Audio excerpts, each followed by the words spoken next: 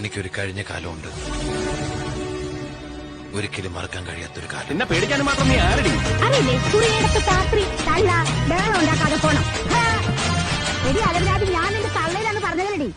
സൂക്ഷിച്ച് സംസാരിക്കണം. അങ്ങനൊന്നും പറയില്ലേ വേണ്ട. ചിലപ്പൊന്നും ചോദിച്ചുകൂടെ? എനിക്ക് താല്പര്യം. ഞാനൊരു 25,000 രൂപയുടെ ടൂട്ടസ് പർച്ചേസ് ചെയ്തിരുന്നു.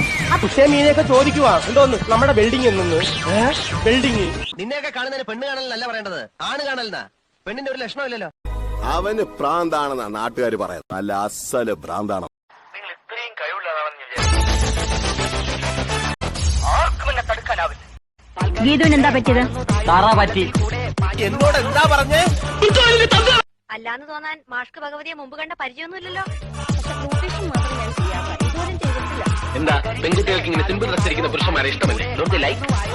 ഈശ്വര, പാവത്തിങ്ങൾക്ക് ഇങ്ങനെ സൗന്ദര്യം തരല്ലേ. അങ്ങനെ പറയാൻ എനിക്ക് മനസ്സില്ല. ഞാൻ വിഷയത്തിൽ നിന്നും പിന്മാറി